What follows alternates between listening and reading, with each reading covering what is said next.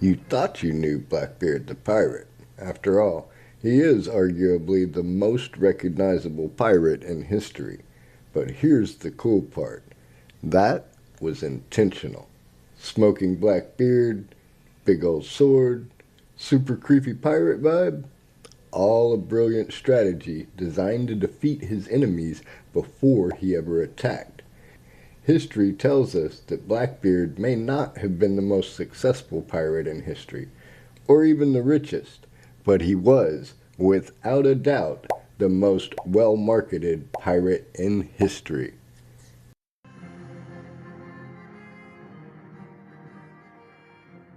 When Edward Teach, the man who would eventually be known as Blackbeard the pirate, sailed towards you, he wanted you to be so terrified of his reputation that you surrendered without ever putting up a fight, which actually makes a lot of sense because then you end up stealing a nice pretty ship instead of a floating pile of rubble.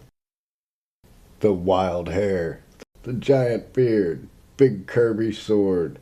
When most people think of a pirate, what they most likely imagine is usually some version of a very specific pirate. Edward Teach, better known as Blackbeard the Pirate. While Blackbeard may have appeared to be a psychotic homeless man with a boat, these iconic images were not an accident. The Smithsonian notes that Blackbeard even went so far as to decorate his thick black beard with smoldering cannon fuses before battle to further terrify his enemies, which is insane. Not pirate insane, not even Florida insane, actual insane. Or at least, that's what Blackbeard wanted everyone to think. Imagine, you're a merchant sailor in 1718. You're underpaid, probably riddled with scurvy, definitely not paid enough to deal with normal pirates, and suddenly a ship pulls up to you with skull and crossbones and a guy on deck with a face that's smoking. At that point, you're no longer thinking, let's evaluate our tactical options.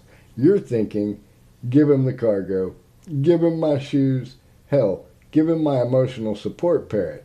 Just please don't kill me. And that was entirely the point.